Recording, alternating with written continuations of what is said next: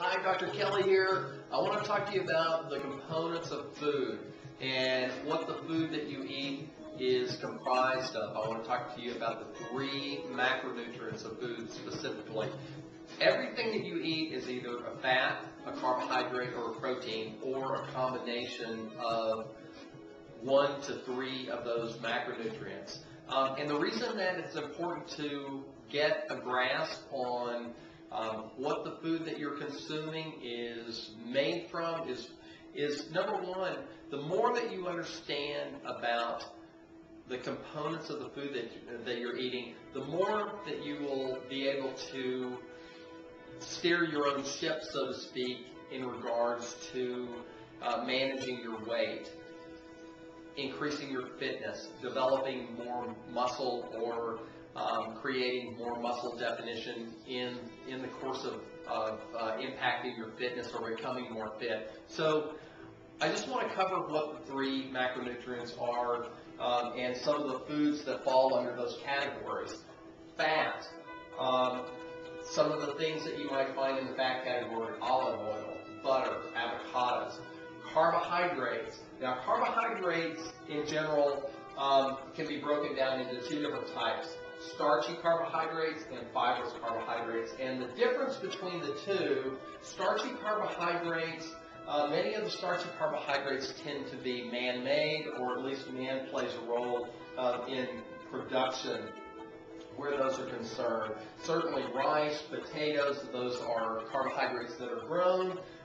Bread, pasta, cakes, cookies, desserts. Starchy carbohydrates tend to be the type of carbohydrates that your body rapidly breaks down into blood sugar, and if you're not burning these carbohydrates through physical activity or exercise, these type of carbohydrates are easily stored by your body as body fat.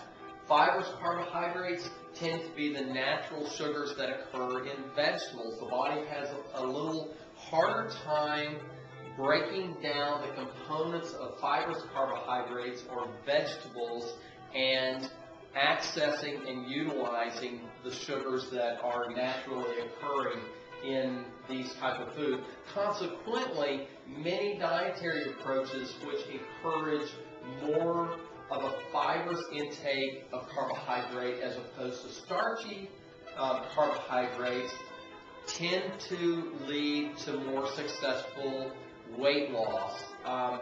And that really comes down to the difference in the rapidity between the two in terms of how rapid the sugars in each of these carbohydrates are stored. Starchy carbohydrates, like I said, tend to be broken down more rapidly. Fibrous carbohydrates tend to be broken down slower and are not as readily accessible by the body.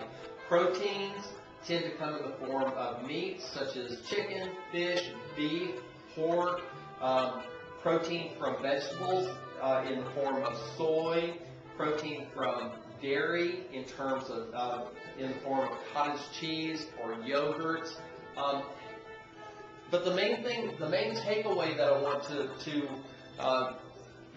I want you to come away with today is that fats, carbohydrates, protein, they're all important in your diet. Elimination of any particular one of these is not something that I would recommend. On the other hand, in the process of trying to lose weight or trying to become more fit, learning to eat these foods in a very strategic manner is something that I will teach, and it's something that I will encourage, because if you don't know how to approach